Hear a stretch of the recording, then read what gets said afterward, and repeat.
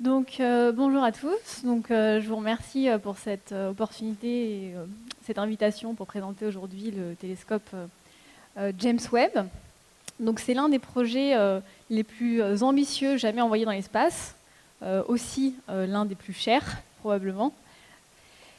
Et donc ici, j'ai représenté une vue d'artiste du télescope qui ressemble à un espèce de gigantesque vaisseau spatial, et qui est un projet international, donc qui rassemble les expertises d'agences spatiales de 3 pays, donc la NASA, l'agence spatiale aux États-Unis, l'agence spatiale européenne et le CSA, l'agence spatiale canadienne. Et donc j'ai représenté ici sur ce globe en rouge tous les pays impliqués dans ce projet depuis la conception de l'instrument jusqu'à l'analyse des observations. Et on voit ici indiqué en Guyane à Kourou le lieu depuis lequel le télescope sera envoyé. Mais donc on ne peut pas parler du James Webb Telescope sans parler du télescope Hubble, qui est souvent vu comme l'un de ses prédécesseurs, donc qui a été envoyé il y a plus de 30 ans dans l'espace, et qui a une orbite basse autour de la Terre, donc à environ 600 km au-dessus de nos têtes, et qui a permis de révolutionner notre vision de l'univers en nous fournissant une myriade d'observations de nuages moléculaires, de l'univers, de galaxies, en révélant non seulement cet émerveillement au grand public, mais aussi pour les scientifiques.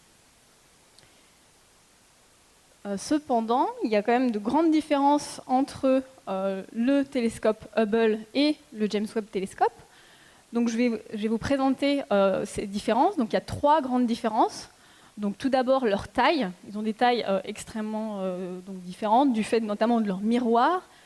Le miroir d'Hubble était 3 fois plus petit que celui du James Webb, donc avec un diamètre de 2,4 mètres.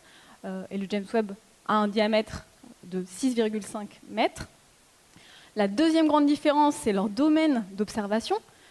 Le télescope Hubble observait essentiellement dans le visible, donc la lumière que nos yeux peuvent capter, un peu dans l'ultraviolet et un tout petit peu dans l'infrarouge, tandis que le James Webb Telescope observera essentiellement dans le domaine infrarouge, donc invisible à l'œil nu et que je vais vous présenter dans un instant. Et la troisième grosse différence entre ces télescopes, c'est leur localisation dans l'espace. Donc je vais vous demander de garder ça en tête, j'y reviendrai plus tard dans la présentation. Mais donc pourquoi est-ce qu'on veut observer dans l'infrarouge et qu'est-ce que ça va nous apporter? Donc ici, j'ai représenté une vision du spectre électromagnétique, donc le spectre de la lumière, donc qui s'étend, comme vous le voyez, des rayons gamma très énergétiques au rayonnement radio, qui sont des rayons très froids. Donc la radio, celle que vous écoutez tous les jours, ou vous écoutiez Joël Collado sur France Inter, les micro-ondes qui vous permettent de chauffer votre repas le midi, par exemple, chez vous, avec votre four micro-ondes, les ultraviolets. Et donc on voit que le visible, c'est une infime partie de ce spectre électromagnétique. Donc le domaine du visible, les couleurs de l'arc-en-ciel qu'on peut voir avec nos yeux, c'est vraiment une partie infime qui était ciblée, dans laquelle le télescope Hubble opérait. Le James Webb, lui, opérera donc dans l'infrarouge, comme je vous disais, et en particulier dans l'infrarouge proche et dans l'infrarouge moyen, ce qui va nous apporter des informations complémentaires sur tous les objets observés par Hubble dans ce domaine de longueur d'onde différent. Et vous voyez que c'est une fenêtre. On dit que le télescope James Webb va ouvrir une nouvelle fenêtre sur l'univers parce que c'est une fenêtre du spectre électromagnétique qui n'était pas encore ciblée, par exemple par le télescope spatial Hubble ou par un autre prédécesseur, un autre satellite, un télescope spatial, le télescope Spitzer, qui est lui aussi observé dans l'infrarouge, mais plutôt dans l'infrarouge moyen et l'infrarouge lointain. Donc ça va vraiment nous apporter de nouvelles informations sur tous les objets qu'on peut observer dans l'univers du fait de cette nouvelle fenêtre spectroscopique. Mais donc du coup, l'infrarouge, qu'est-ce que ça va nous apporter? Donc l'infrarouge, en fait, ça va en particulier nous permettre de voir à travers toutes les surfaces que l'on considère comme opaques, notamment opaques dans le visible. Donc c'est représenté ici avec cette petite expérience faite à la NASA, où on voit en fait dans le domaine visible quelqu'un qui cache quelque chose. On ne sait pas ce qu'il y a sous ce sac poubelle qui est opaque à la lumière, donc on n'a pas la possibilité dans le domaine du visible, avec nos yeux, de savoir ce qu'il y a derrière ce sac. Tandis que si on observe cette personne avec une caméra infrarouge, à ce moment-là, on peut s'affranchir de ce sac opaque et on va voir ce qui se cache derrière. On voit qu'il se cache le bras en fait, de cette personne. Et donc pourquoi est-ce qu'on peut voir le bras à travers ce sac? C'est parce que ce bras émet de la chaleur. Et donc en fait, tout corps qui émet de la chaleur est une caractéristique que l'on peut observer dans l'infrarouge. Donc ici, l'échelle est en Fahrenheit, hein, donc vous m'excuserez, c'est-à-dire que c'est à peu près 37 degrés au pic ici, qui est la température du corps humain. Et donc on voit très bien le gradient de température à travers ce monsieur qui gentiment a accepté de faire cette expérience pour illustrer l'intérêt de l'infrarouge. Donc le rayonnement infrarouge est invisible à l'œil nu. Il est caractéristique des températures de la température du corps émetteur, donc ici un être humain, mais nous dans l'espace, les objets, les astres que l'on va observer. Et donc nous permet, une caractéristique extrêmement importante, nous permet de traverser certaines surfaces dites opaques. Et un autre point important aussi qu'il faut rajouter, c'est que ce rayonnement infrarouge, on ne peut l'observer que dans l'espace, dans les longueurs d'onde où le James Webb opérera pour la plupart. On ne peut l'observer que dans l'espace, parce que sur Terre, notre atmosphère bloque toute cette lumière infrarouge. Donc on ne peut pas observer dans ces fréquences depuis la Terre. Donc on a vraiment besoin d'observer des satellites pour observer dans ces domaines de longueur d'onde. Donc en astrophysique, voici une illustration. Donc c'est les fameux piliers de la création que vous avez probablement tous déjà vus dans les médias ou sur Internet ou dans des revues, qui ont été révélés par Hubble, donc très rapidement après son envoi dans les années 90, et où ici, en fait, les piliers de cette création, donc, qui se trouvent dans la nébuleuse de l'Aigle, pour les connaisseurs, sont observés dans deux domaines de longueur d'onde, donc le visible et l'infrarouge. Donc on voit dans le visible ces immenses structures que représentent ces piliers. Donc en fait, ce sont des nuages où on a une condensation extrêmement forte de poussière et de gaz comparativement au milieu qui l'entoure. Donc le milieu qui l'entoure, c'est le milieu interstellaire. Donc interstellaire pour le milieu qui se trouve entre les étoiles. Et dans ce milieu interstellaire, il peut y avoir des condensations de gaz et de poussière qui vont former ces structures grumeleuses que sont les nuages moléculaires. Et dans le visible, nous n'avons pas la possibilité de sonder l'intérieur de ces nuages, qui sont évidemment en 3 dimensions. Donc on a besoin de l'infrarouge pour pouvoir voir à travers cette poussière et détecter s'il y a des corps émetteurs de chaleur dans ces nuages. Et donc ici, on voit apparaître des étoiles, en effet, qui sont cachées à l'intérieur de ces nuages, donc des étoiles en formation, donc ce sont vraiment des pouponnières d'étoiles, hein, ces nuages moléculaires, où les étoiles vont se former, et potentiellement aussi leurs planètes. Donc comme je vous disais, dans l'infrarouge, on considère que la température, donc c'est une forme de lumière pour nous. C'est une information qui va nous apporter qui va nous informer, nous apporter des renseignements sur les différents astres que l'on peut observer. Donc là, j'illustre ça par ce diagramme qui représente la température de différents astres, donc des étoiles et des planètes du système solaire, en fonction de la longueur d'onde. Et donc chacun de ces astres est placé à peu près à son pic le pic d'émission, donc le pic d'intensité à laquelle on peut les observer.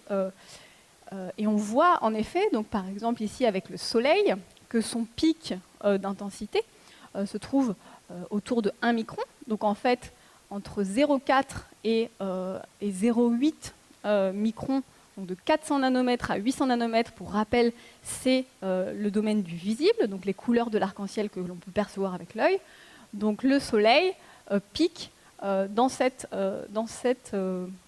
région-là.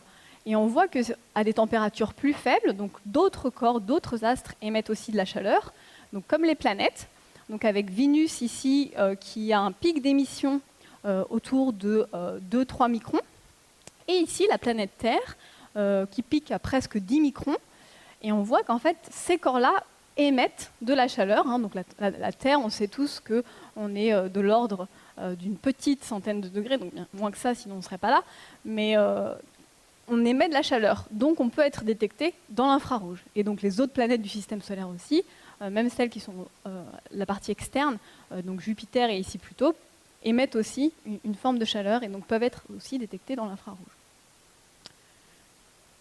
Donc je vous avais demandé de garder en tête la troisième grande différence entre Hubble et le James Webb.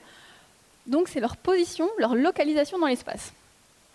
Donc sur ce schéma, le premier schéma est représenté la position du télescope Hubble, donc autour de la Terre. Donc comme je vous l'ai dit, il est sur une orbite basse à 600 km au-dessus de nos têtes. Donc il fait le tour de la Terre en 1h30 environ, donc extrêmement proche, ce qui fait qu'on peut y envoyer des astronautes pour améliorer le télescope. Le James Webb, lui, il sera envoyé à 1,5 million de kilomètres de la Terre. Donc une distance colossale, gigantesque par rapport au Hubble. Donc c'est quasiment 4 fois la distance Terre-Lune. Et donc hors de question de pouvoir réparer, maintenir le James Webb.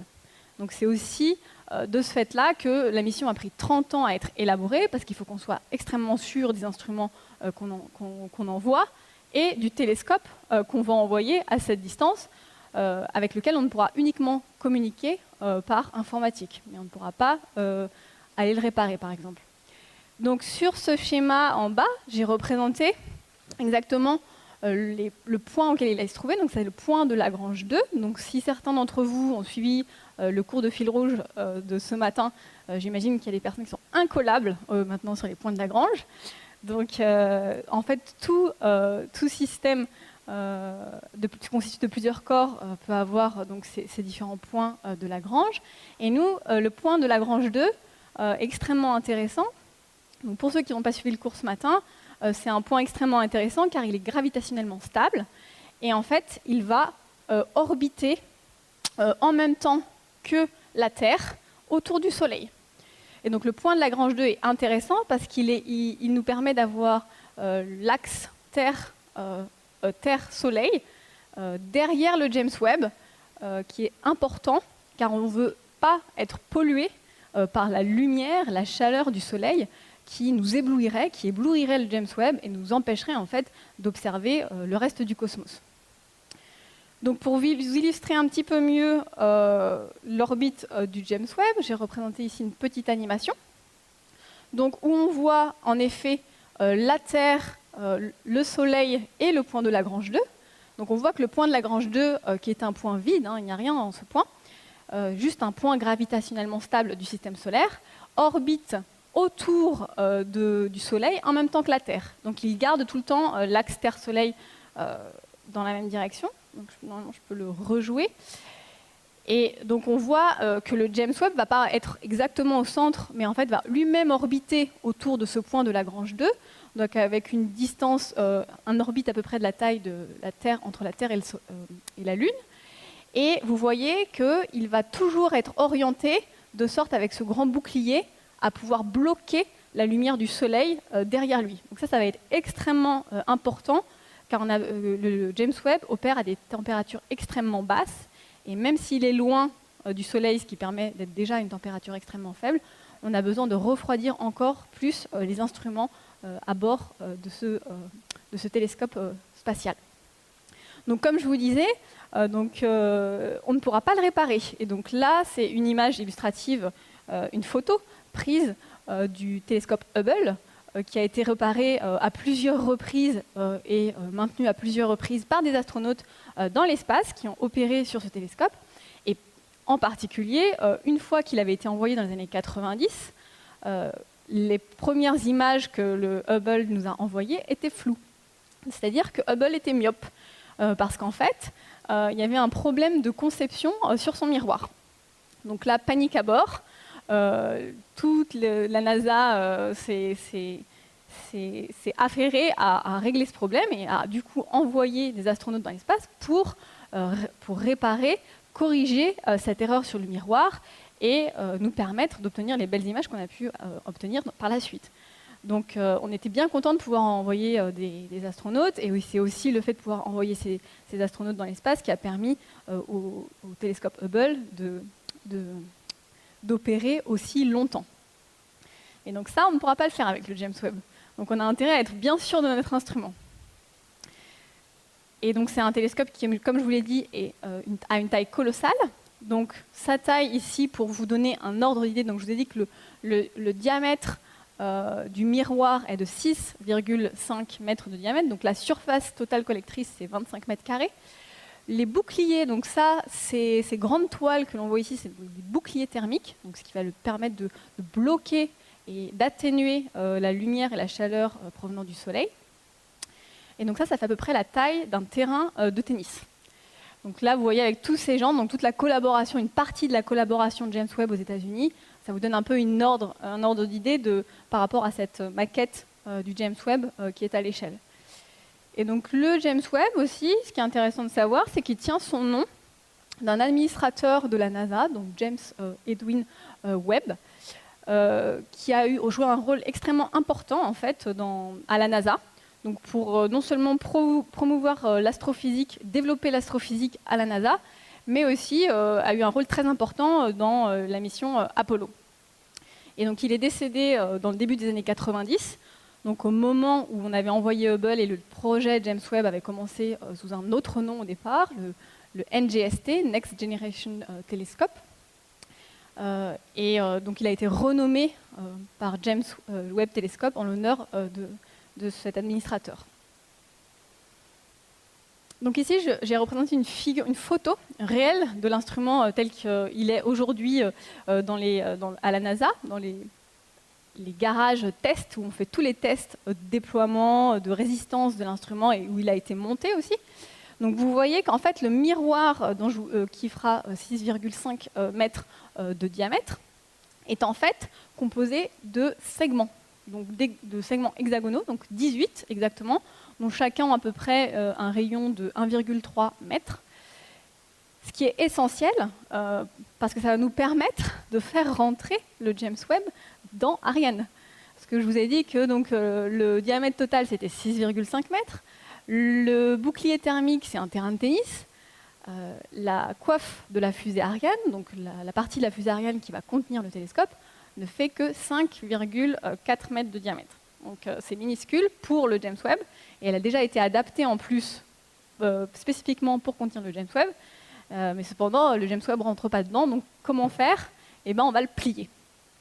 Donc c'est pour ça aussi que son télescope, son miroir est ainsi composé. Donc en fait, on va le plier, pas seulement en 4, mais en fait il y a une quarantaine de mécanismes sur le télescope qui ont été mis en place pour permettre de plier le James Webb et le faire rentrer dans la fusée.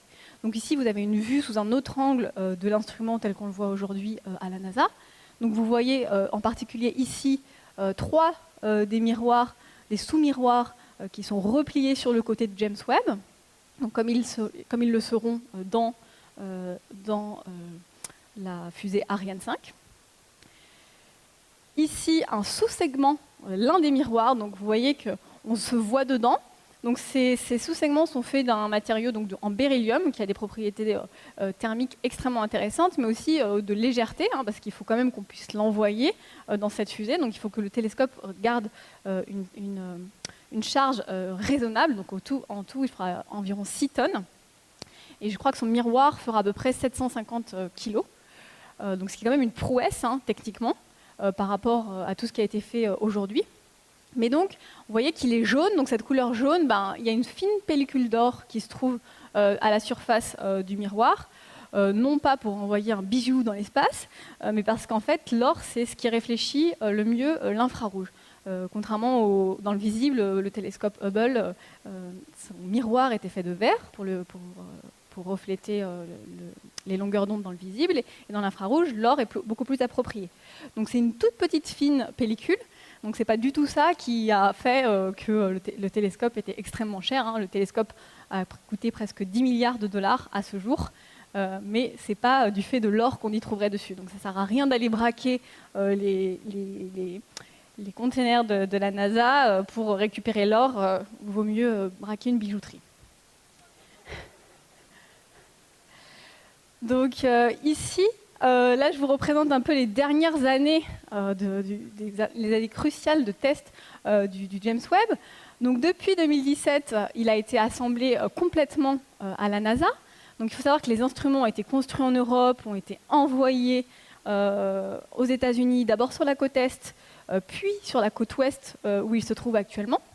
Donc, vous voyez en haut à gauche les étapes de déploiement des boucliers thermiques, hein, donc les parasols en fait, qui bloquaient la lumière, l'irradiation du soleil, en train d'être déployés, chacune des couches. Donc il y a 5 couches d'un matériau, d'un polymère extrêmement résistant, mais aussi extrêmement fin.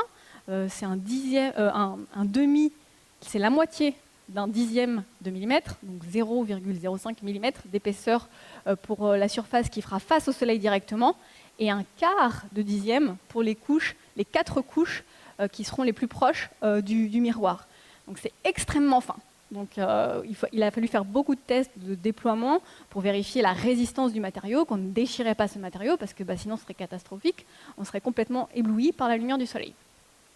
Sur la figure, le petit film, la petite animation d'en haut à droite, vous voyez en fait le miroir qui est en train d'être envoyé dans cet énorme frigo.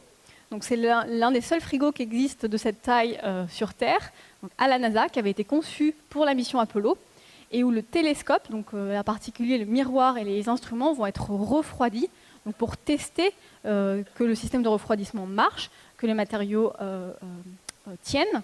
Et donc ça prend plusieurs mois. C'est un processus extrêmement lent. Donc ça prend plusieurs mois pour refroidir le télescope. Donc tous ces tests prennent un temps fou en fait, ça ne se fait pas en une journée. Ça prend plusieurs mois pour refroidir le télescope, le déplier, et puis il faut faire ces tests plusieurs fois bien sûr. Donc on espère qu'à la fin 2021, le télescope sera lancé dans l'espace, donc à partir de Kourou, en Guyane, à bord d'une fusée Ariane 5.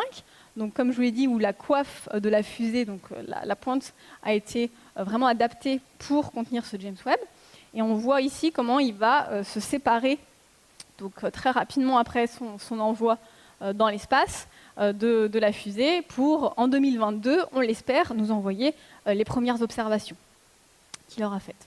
Donc ici, on voit une image d'artiste, du télescope replié dans la coiffe d'Ariane.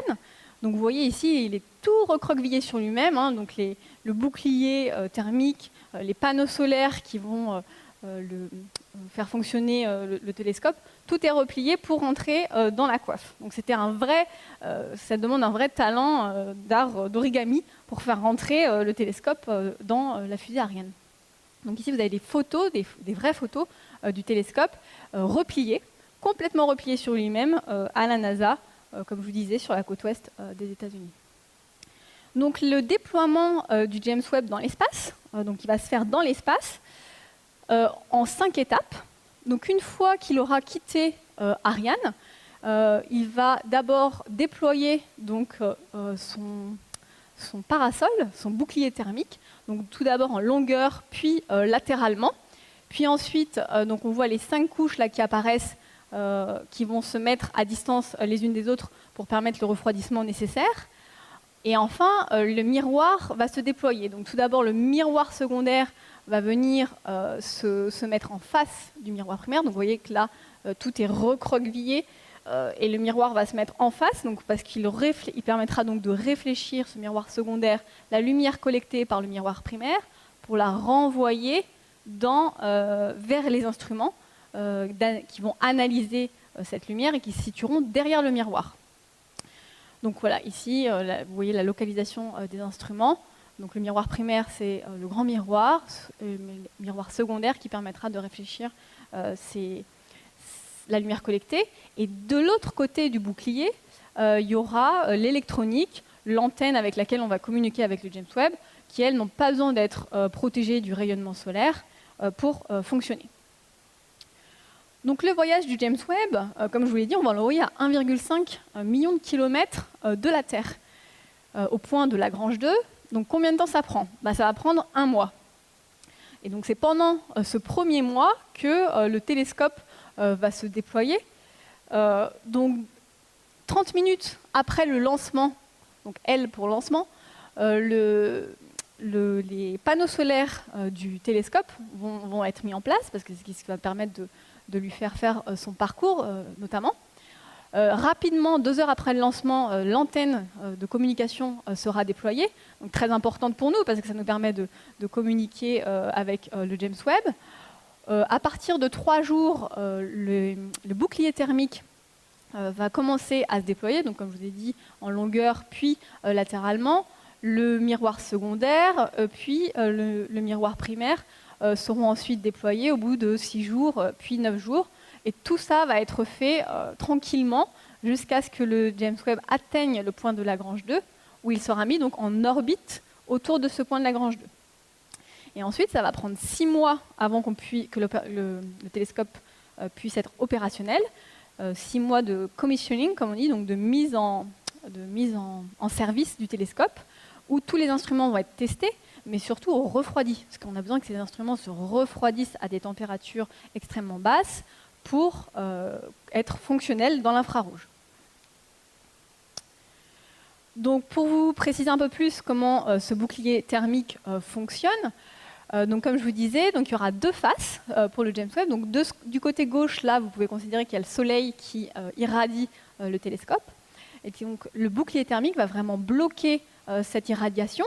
Et donc ce qui fait qu'on aura un gradient de 300 degrés Celsius de différence entre la face irradiée par le Soleil et la face protégée du Soleil, où se trouvera donc le miroir et les instruments juste derrière. Donc il fera à peu près 80 degrés du côté irradié, donc presque la température à laquelle on peut faire bouillir de l'eau. Et du côté froid, il fera moins 230 degrés. Donc quasiment la température de l'azote liquide. Donc vous voyez un gradient de température extrême, mais nécessaire, encore une fois, pour faire fonctionner le télescope dans les températures nécessaires pour l'infrarouge. Donc ici, cette grosse figure en anglais que je vais rapidement vous décrire, c'est juste pour vous montrer en fait les implications des différentes agences spatiales dans la conception de ce projet. Et donc on voit que, parce qu'on entend beaucoup parler du James Webb Telescope comme la mission de la NASA, mais donc c'est quand même 3 agences, dont l'agence européenne a eu un gros impact dans toutes les étapes du James Webb, donc dans les étapes de lancement, puisque je vous ai dit que ça sera envoyé depuis Kourou, dans une Ariane 5. Donc il y a tout un staff européen qui va travailler à ça. Il y a eu la coiffe d'Ariane 5 qui a été retravaillée pour pouvoir maintenir le télescope. On a aussi contribué, l'Europe a contribué à la conception de 2 des instruments. Donc à tout, il y aura 4 instruments qui vont analyser la lumière du James Webb. Et donc l'Europe a contribué à la conception de 2 de ces instruments. Donc NIRSPEC, qui opérera entre 0,5 et 6 micromètres, et MIRI, notamment pour la partie optique et électronique, qui a été développée en France, au CEA, à Saclay. Donc il sera équipé d'une caméra et aussi d'un spectromètre. Et puis, bien sûr, après, il y aura toute la partie au sol, donc la partie de traitement, la partie d'interaction avec le télescope, donc qui sera fait par à la fois des ingénieurs, des techniciens, des chercheurs, pour toute la partie informatique de communication de l'instrument et de l'envoi des opérations au télescope. Donc ici, ce schéma résume un petit peu tout ce que je viens de vous raconter sur la conception et les mécanismes de ce télescope. Donc ici, pour vous résumer en fait la taille colossale et inégalée d'un télescope envoyé dans l'espace pour le miroir, donc de 6,5 mètres de diamètre. Donc ici, vous voyez en fait le mécanisme, comment la lumière va être arrivée sur le miroir primaire, être réfléchie vers le miroir secondaire, pour ensuite être renvoyée vers cette petite ouverture qui mène directement aux instruments qui se situent derrière le miroir et qui vont analyser cette lumière. Donc on peut dire que le miroir, c'est un peu l'œil du télescope, et les instruments, c'est comme le cerveau du télescope, donc ils vont analyser cette lumière.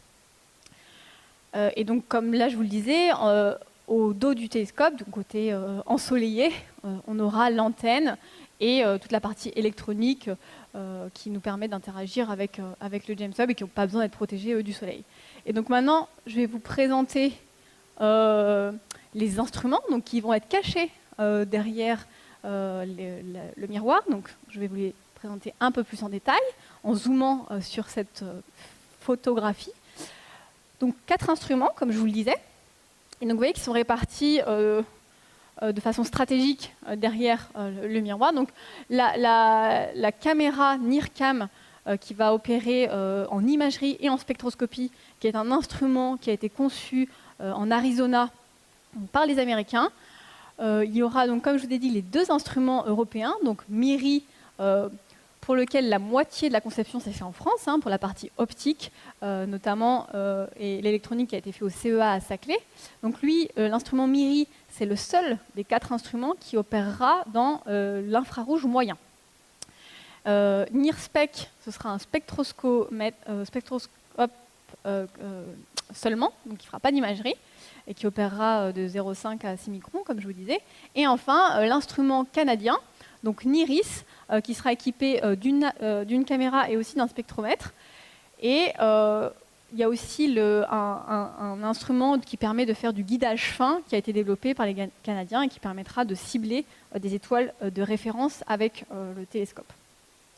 Donc ici, une figure un petit peu plus technique pour vous résumer les domaines de longueur d'onde et les spécificités de chacun des instruments. Donc comme je vous disais, il y a seulement MIRI, donc seulement l'un des 4 instruments qui va observer dans l'infrarouge moyen, donc de 5 microns à environ 30 microns.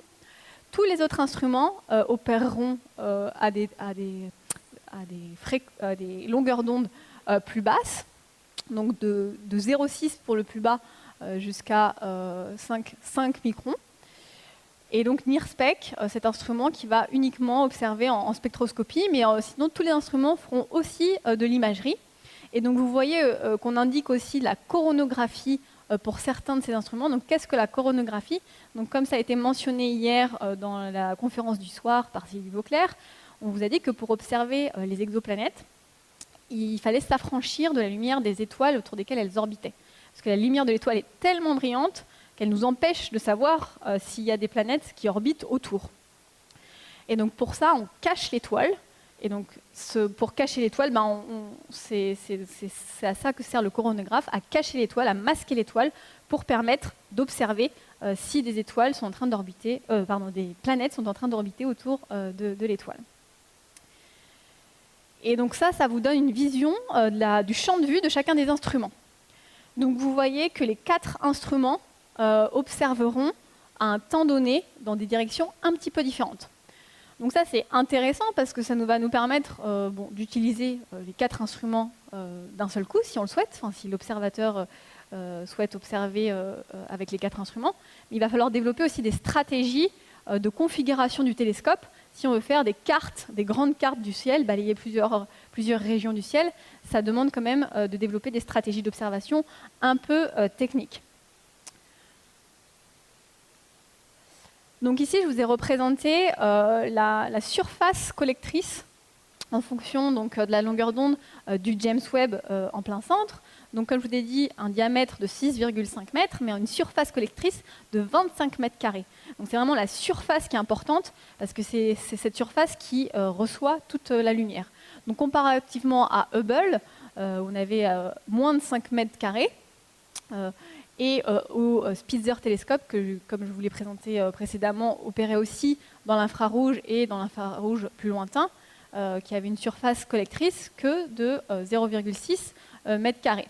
Donc grâce à cette surface collectrice extrêmement grande, on va pouvoir atteindre des résolutions, un pouvoir de résolution 100 fois meilleur, quasiment 100 fois meilleur que le Spitzer. Donc un détail, une échelle de précision des cartes des objets astrophysiques qu'on va observer, 100 fois meilleur que ce qui était fait auparavant. Donc ça, c'est aussi une très grande avancée que va permettre le James Webb, et donc de voir des détails très fins de ces objets astrophysiques. Mais il va aussi y avoir une révolution en termes de sensibilité de ces instruments. Donc ici, c'est un graphe un peu plus technique, mais en gros qui vous représente le flux en fonction, encore une fois, de la longueur d'onde. Donc en rouge, vous avez tous les instruments du James Webb, comparativement en couleur ici et en noir, au télescope actuel ou passé, comme le Spitzer, donc qui vous donne en fait le gain pour 10 000 secondes, de temps de pause de 10 000 secondes en sensibilité, donc c'est-à-dire le flux que l'on peut capter. On voit qu'on aura quasiment tout le temps un facteur 100 meilleur avec le James Webb par rapport à tous les instruments qui existent aujourd'hui. Donc encore donc une prouesse en sensibilité et en finesse d'échelle caractéristique, d'échelle angulaire, à laquelle on va pouvoir observer l'espace, sonder l'espace. Donc concrètement, qu'est-ce que ça nous donne? Donc ici, j'ai comparé les images observées par Spitzer et une simulation obtenue avec le James Webb. Donc vous voyez qu'avec le télescope Spitzer, pour un temps de pause d'environ 25 heures, c'est ce qu'on obtenait en visant une région où se trouvent des galaxies. Donc tous ces petits points flous ici, là que vous voyez, en fait, ce sont des galaxies qu'on a observées en 25 heures avec Spitzer.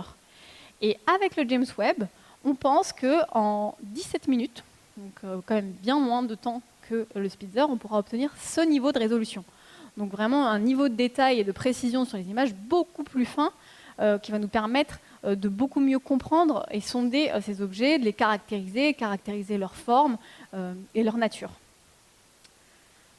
Et donc j'en viens maintenant à la partie donc scientifique du James Webb. Donc il y aura énormément de projets scientifiques qui vont être faits, mais donc il y a 4 gros piliers scientifiques, 4 principaux objectifs avec le James Webb. Donc le premier, et ce pourquoi James Webb a été initialement conçu dans les années 90, c'est de pouvoir observer les premières lumières de l'univers. Il y a aussi la genèse des galaxies, donc de savoir comment elles se sont formées, comment elles évoluent, la nature de ce que caractérise leur forme, parce que les galaxies sont de différentes formes. On voit des galaxies spiralées, des galaxies très aplaties. Donc essayer de mieux comprendre ces objets, on a besoin d'en observer beaucoup pour ça. Il y aura aussi un objectif d'étudier le cycle de vie des étoiles, donc leur formation, leur évolution puis leur mort, et comment les systèmes protoplanétaires, donc les systèmes planétaires en naissance, se forment autour de ces étoiles. Et enfin, un quatrième grand objectif sera d'explorer des systèmes planétaires déjà caractérisés par d'autres méthodes, pour éventuellement commencer à aller sonder une étape, c'est l'étape nécessaire pour ensuite aller sonder éventuellement des origines de vie sur d'autres planètes. Donc je vais commencer par un peu vous rappeler donc les premières lumières de l'univers. Donc vous entendrez beaucoup parler du James Webb comme une machine à remonter dans le temps, parce qu'il va nous permettre d'aller observer le plus loin dans l'univers où on n'a jamais pu observer. Donc qui veut dire le plus loin possible, veut dire aussi le plus tôt possible dans l'univers. Donc ici, vous avez la représentation en fait du champ de vue observé par différents observatoires, donc des observatoires au sol et spatiaux, donc essentiellement le télescope Hubble et le télescope James Webb, donc ce qu'on pense pouvoir atteindre avec le télescope James Webb en fonction du temps après le Big Bang. Donc, et pour les experts, il y a aussi une échelle en redshift, donc en décalage vers le rouge, parce que ce qu'on a vite réalisé après avoir envoyé Hubble dans l'espace, qui nous a permis d'observer les premières galaxies, on pensait les premières galaxies, des galaxies très lointaines. Donc il a pu observer des galaxies à 1 ou 2 milliards d'années juste après le Big Bang. Pour rappel, l'âge de l'univers aujourd'hui est de 13,7 milliards d'années. Mais on s'est rendu compte très rapidement des limites d'Hubble, en fait, qu'on ne pourrait pas aller au-delà de ces 1 ou 2 milliards après le Big Bang d'années. Et donc, en fait, ce n'étaient pas les premières lumières de l'univers. Donc, on a besoin vraiment de remonter à 300 millions d'années, on pense, après le Big Bang, pour pouvoir aller observer les premières lumières. Et donc, est-ce que ces premières lumières proviennent d'étoiles, de galaxies? Ça, c'est encore quelque chose d'assez obscur, vu qu'on n'a jamais observé ces lumières-là. Mais ça va nous permettre de faire une avancée cruciale dans ce domaine en astrophysique. Donc le James Webb a été vraiment conçu initialement pour ces raisons dans les années 90. Donc, et vous avez certainement tous vu, donc comme ça a été aussi montré hier à la conférence du soir, ce champ, ce qu'on appelle le champ profond, qui a pu être observé avec le télescope Hubble pour un temps de pause de 11 jours. Donc c'est-à-dire qu'on a observé pendant 11 jours de temps, bon, ils n'étaient pas consécutifs en l'occurrence, mais 11 jours, une période de 11 jours, on a pointé le télescope dans une région du ciel qu'on pensait vide. Alors quand je dis vide, c'est noir, où il n'y avait pas d'étoiles spécifiquement connues, d'objets astrophysiques spécifiquement connus, et on a laissé le télescope observer dans cette direction. Et au bout de 11 jours, c'est l'image qu'on a obtenue. Donc une multitude de structures spiralées, comme on le voit ici, qui sont en fait des galaxies. Donc on sait que dans notre galaxie, il y a quelques centaines de milliards d'étoiles. Et donc là, on voit des milliers de galaxies. Donc potentiellement aussi avec chacune des centaines de milliards d'étoiles. Donc ça vous donne un peu une vision de l'immensité de l'univers et des mondes potentiellement qu'abritent ces galaxies. Et on pense avec le James Webb, donc là encore une fois c'est une simulation, vu que le télescope n'opère pas encore, qu'en 10 heures de temps de pause, avec l'instrument NIRCam, on pourra obtenir cette image pour un champ profond. Donc vous voyez encore plus de points, encore plus de galaxies, grâce à la résolution et à la sensibilité du télescope inégalée. Donc c'est vraiment quelque chose qui est extrêmement attendu avec le James Webb et qui fera partie des objectifs phares scientifiques qui seront effectués. Ensuite, donc comme je vous disais, on va s'intéresser au cycle de vie des étoiles et éventuellement de leur cortège planétaire, donc ce qu'on appelle les systèmes planétaires.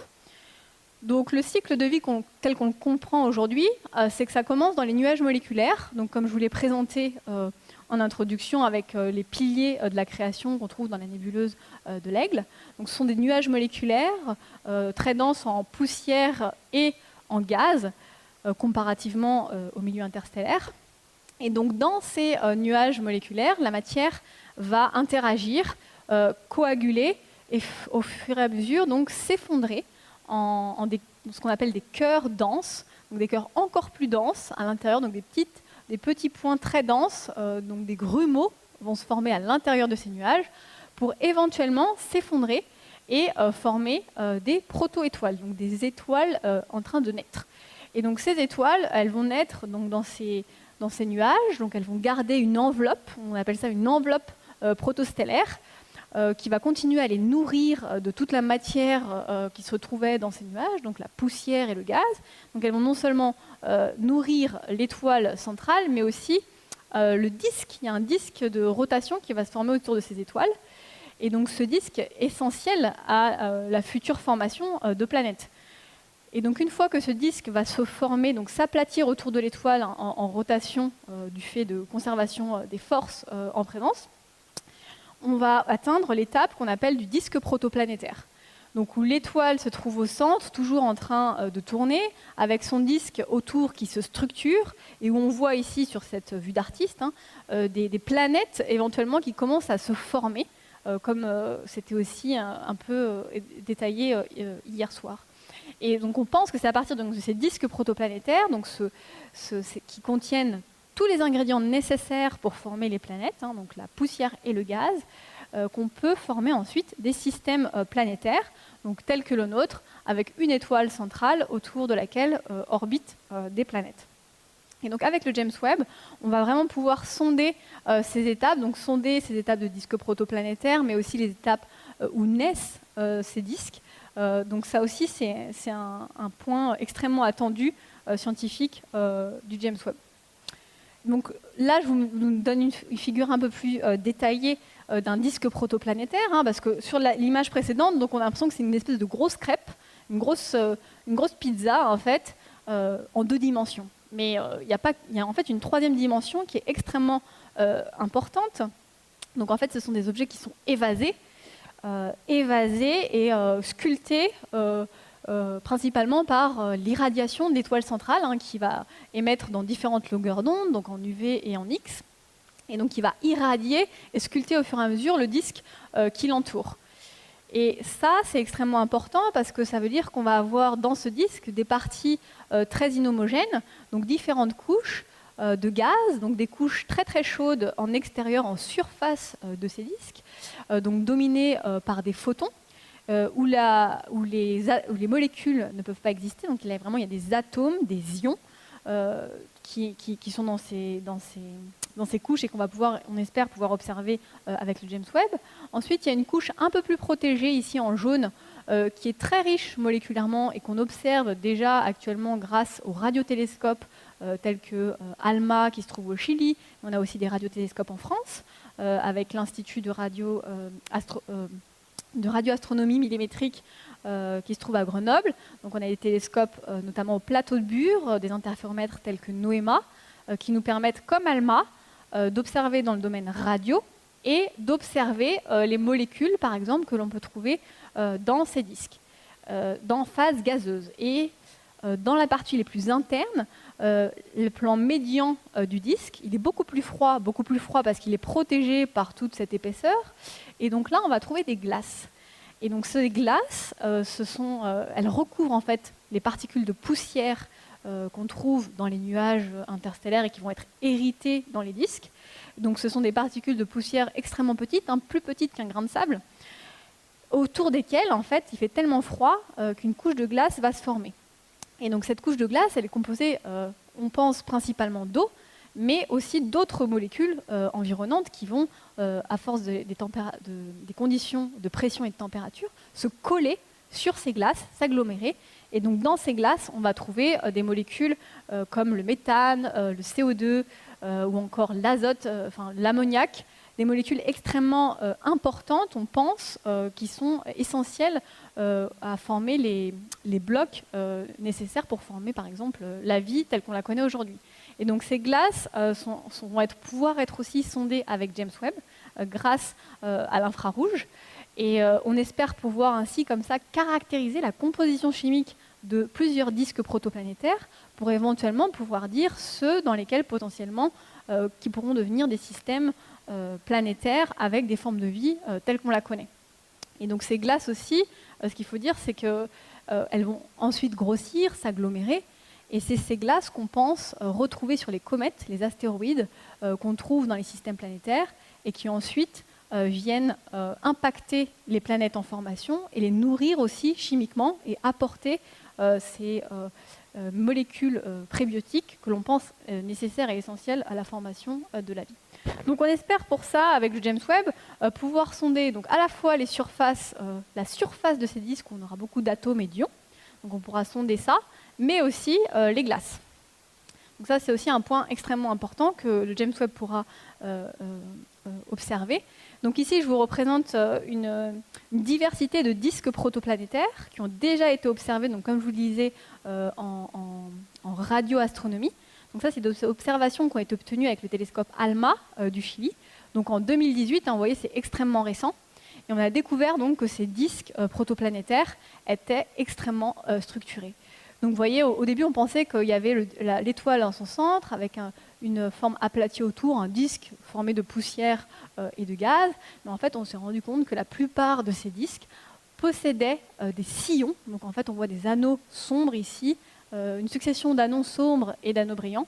Et on pense, l'une des explications de ces anneaux sombres serait donc la formation de planètes pour lesquelles on est en train d'être témoin. Donc ce seraient les planètes, parce que je vous dis que ces disques tournaient, qui en orbitant autour de leur étoile ramasseraient en fait toute la matière autour des étoiles et se constitueraient comme ça à l'intérieur de ces disques protoplanétaires. Donc ici on voit une vingtaine de disques observés en poussière, donc là c'est la poussière qu'on observe grâce aux longueurs d'onde radio. Mais ce qu'on peut faire aujourd'hui avec ALMA, c'est aussi observer le gaz qui se trouve dans ces disques. Et donc ici, je vous représente donc, les 20 disques qu'on voyait précédemment. Et si on prend juste un seul disque, donc ce disque-là qui semble assez intéressant parce qu'il y a plusieurs anneaux, et vous voyez, mais il y a même des petites asymétries. Les asymétries sont extrêmement intéressantes parce qu'on pense que c'est peut-être là où la planète pouvait commencer à naître.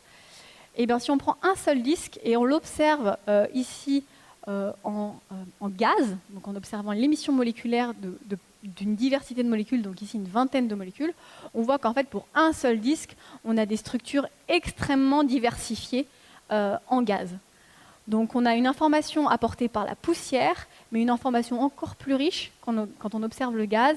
Et en fonction de la molécule observée, donc là bon, c'est un peu technique, je vous ai donné le nom de la molécule, donc là le monoxyde de carbone et sa transition rotationnelle. Mais bon, vous pouvez juste retenir le nom ici des molécules. Donc on a du HCN, du cyanure d'hydrogène, du monoxyde de carbone qui sont détectés, mais aussi des molécules plus grosses, du CH3CN, on a aussi du méthanol. On a une multitude de molécules et on voit que chacune de ces molécules caractérise une couche différente des disques protoplanétaires. Parce que comme je vous disais, il y a aussi une composante verticale sur ces disques. Et donc là, vraiment, on est en train, par exemple, avec des molécules comme celles-ci, on sont vraiment les parties très internes, très proches de l'étoile du médian. Mais avec des molécules comme le monoxyde de carbone, on est plutôt dans les parties surfaciques de ces disques. Donc on a accès comme ça à chacune des couches des disques protoplanétaires en sondant le gaz. Et avec le James Webb, on espère aussi pouvoir sonder les glaces. Donc ça, ce sera vraiment une étape complémentaire et essentielle à la compréhension de ces disques protoplanétaires. Donc ici, j'en reviens à une vision un peu plus schématique, une vision d'artiste, donc de ces mondes, de ces systèmes planétaires qu'on pense pouvoir trouver. Donc parce qu'on sait aujourd'hui qu'il y a des milliards d'étoiles dans notre univers, et donc on commence à comprendre qu'en fait, quasiment toutes les étoiles ont en fait autour d'elles des planètes qui orbitent. Donc on a au moins autant de planètes que d'étoiles dans l'univers. Donc des milliards, donc des centaines de milliards d'étoiles par galaxie, des milliers de galaxies, et donc potentiellement autant de planètes. Donc on se rend compte, avec ces observations extrêmement récentes, qu'on n'est probablement pas vraiment si unique qu'on le pense. Donc là, c'est encore une vision d'artiste qui vous montre la multitude une sous-section en fait, une représentation des planètes, des exoplanètes qui ont été détectées à ce jour. Donc, comme vous le disiez hier, Sylvie Vauclair, on est presque à 5000 exoplanètes détectées à ce jour.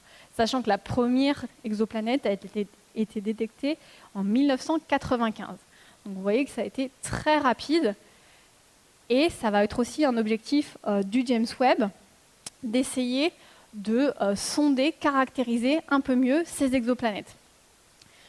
Et donc, comme je vous l'ai dit, la première exoplanète a été détectée en 1995.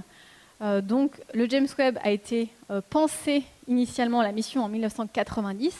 Donc, initialement, ce n'était pas un objectif, on ne savait pas qu'il y avait des exoplanètes partout, qu'on allait pouvoir les observer dans l'infrarouge. Donc, ça ne faisait pas partie des missions, des objectifs scientifiques initiaux. Donc, ça vous donne aussi un peu un ordre d'idée de l'évolution en fait, du projet sur 30 ans. On a non seulement une évolution technique, bien sûr il y a eu des évolutions en termes de matériaux, d'ingénierie, etc., mais aussi scientifique. La science avance aussi pendant ce temps-là. Et donc on a pu rajouter au télescope des missions scientifiques extrêmement intéressantes, comme la caractérisation d'exoplanètes, et en particulier ça va être la caractérisation de leurs atmosphères. Donc, comme vous présentait hier Sylvie Vauclair, donc il y a plusieurs techniques pour détecter les exoplanètes. Mais celle qui va nous intéresser en particulier avec le James Webb, c'est la méthode des transits.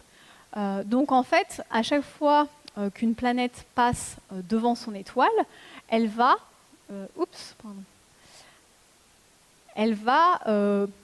diminuer la lumière de son étoile, donc comme représenté ici par ce schéma. Vous voyez, quand elle passe devant, elle a absorbé une partie du rayonnement, mais quand elle passe derrière aussi, on voit aussi une diminution du rayonnement envoyé en fait que l'on reçoit du système planète-étoile, parce que, comme je vous le disais, dans l'infrarouge, il n'y a pas que l'étoile qui émet, mais les planètes aussi ont une certaine température et donc émettent aussi une certaine irradiation. Donc, quand elle passe derrière l'étoile, et ben, du coup, elle est cachée par l'étoile centrale, donc on a un peu moins de signal qui nous arrive.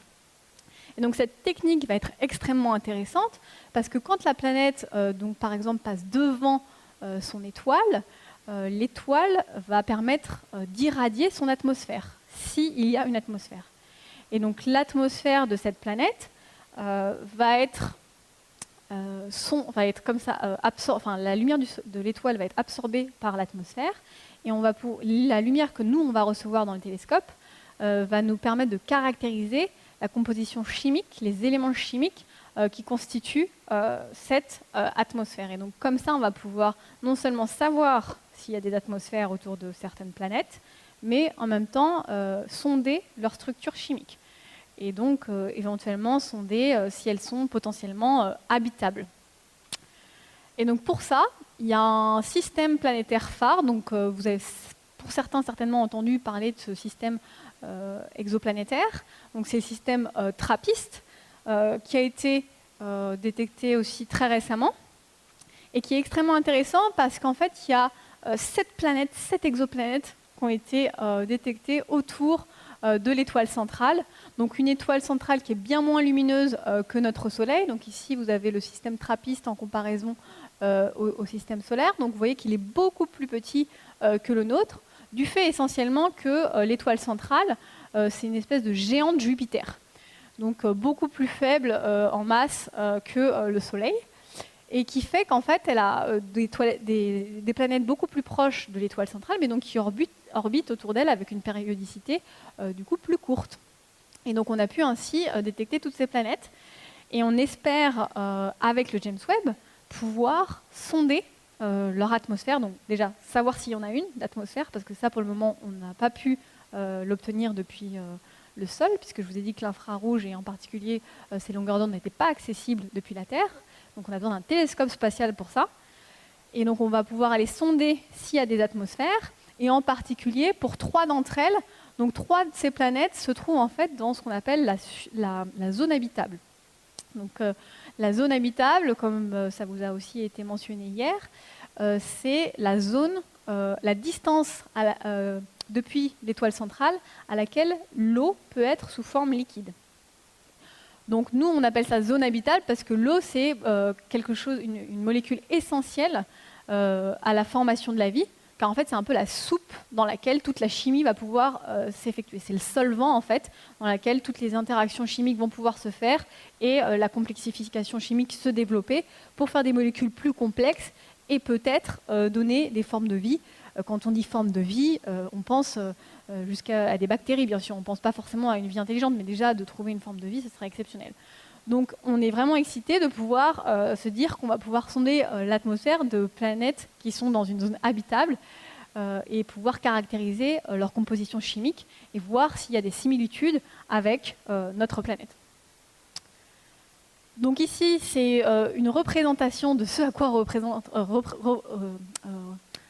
ressemblerait un tel spectre. Donc vous avez en bleu ici le spectre qu'on pourrait obtenir, une vision schématique du spectre qu'on pourrait obtenir de l'atmosphère d'une de ces planètes, où on voit en particulier donc, des absorptions.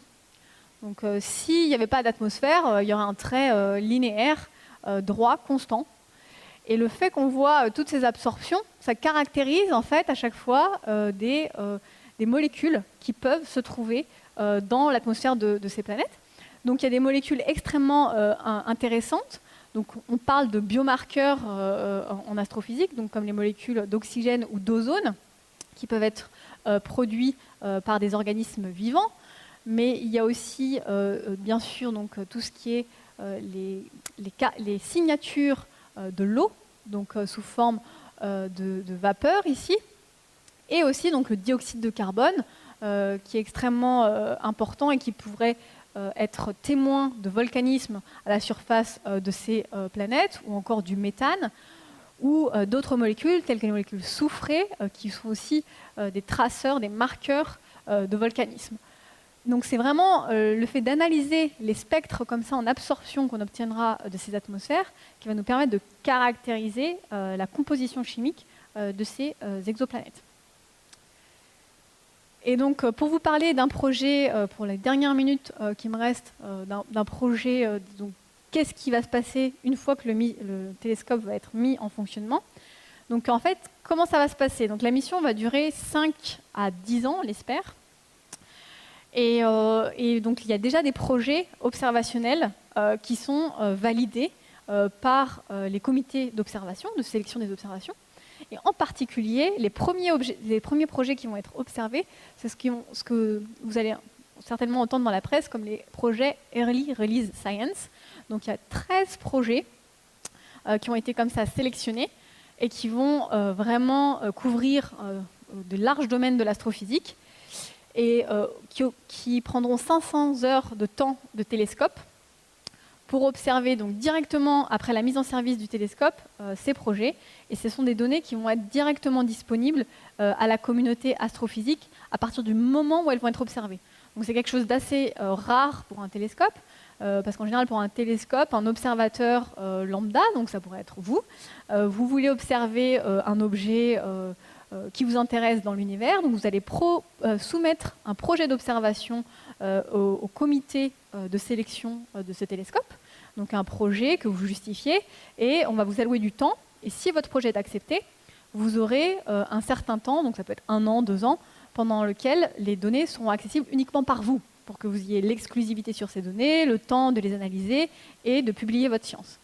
Et donc là, c'est des projets qui pour lesquels les données vont être directement accessibles à toute la communauté. Donc c'est-à-dire qu'à partir du moment où c'est observé, les données sont publiques et n'importe qui peut y avoir accès. Donc tout ça pour permettre d'accélérer le processus d'analyse des observations, parce que comme je vous ai dit, le James Webb aura un temps de vie limité, donc il ne faut pas perdre de temps. Et donc pour ces projets, il y a déjà plein d'outils d'analyse qui sont en train d'être construits, mis en place, grâce à des simulations qu'on fait des potentielles observations qu'on pourrait avoir avec le James Webb. Et donc en particulier, il y a un de ces 13 projets qui est français et qui est mené à l'IRAP par l'un de mes collaborateurs, Olivier Bernet, qui est le principal investigateur de ce projet, et qui va être de sonder vraiment les surfaces d'objets. Donc vous voyez les surfaces de galaxies ou de disques protoplanétaires ou de nuages qu'on appelle des PDR, donc des régions extrêmement irradiées par les étoiles qui environnent ces milieux, où il y a en fait beaucoup de phénomènes physico-chimiques qui ont lieu et qui sont nécessaires à la formation des étoiles et au cycle de vie des étoiles. Donc on va vraiment pouvoir avoir une compréhension, de disséquer ces surfaces de nuages moléculaires et de régions qu'on appelle des régions de photodissociation grâce au James Webb. Et donc ça va être un projet phare qui va être mené à l'IRAP et donc qui visera en particulier la barre d'Orion. Donc la barre d'Orion ici qui a été observée avec le télescope Hubble, vous avez déjà certainement tous vu cette image quelque part, qui est une région extrêmement active où il y a beaucoup d'étoiles et donc du coup une région où il y a énormément de formation de jeunes étoiles et aussi des disques protoplanétaires enfouis.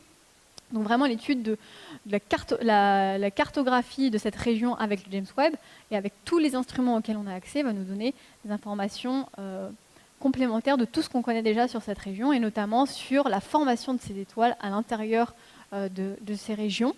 Donc ici on a un zoom vraiment sur la barre d'Orion avec les différentes données auxquelles on a déjà accès. Donc ici avec le Hubble, ou en particulier, donc comme vous voyez des petits grumeaux qu'on voit qui sont en fait ce qu'on appelle des proplides. Mais qu'est-ce qu'un proplide? C'est un disque protoplanétaire qui subit une forte irradiation des étoiles environnantes. Et donc de ce fait-là, on peut observer ces espèces de petites silhouettes dans le visible avec Hubble, qui nous indiquent en fait qu'il y a de la poussière autour d'une étoile en formation, donc chauffée par l'étoile centrale, et des phénomènes d'évaporation de la matière des disques de ces objets. On peut aussi observer ces objets, donc, comme je vous le disais, en radioastronomie. Donc avec le télescope ALMA, on a aussi observé la barre d'Orion. Et donc, vous voyez, les structures qu'on a pu obtenir ici nous a donné déjà un niveau de détail assez important à des longueurs d'onde complémentaires que ce que pourra nous apporter le James Webb. Et donc, on espère que le James Webb va pouvoir complémenter toutes ces informations qu'on a déjà dans d'autres longueurs d'onde, hein, donc le visible, le radio avec ALMA et Hubble. Et donc ça, c'est ce que va nous permettre de faire ce projet qu'on mène à Toulouse avec Olivier Bernet. Et je vais m'arrêter ici. Donc je vous remercie pour votre attention avec cette image de la galaxie.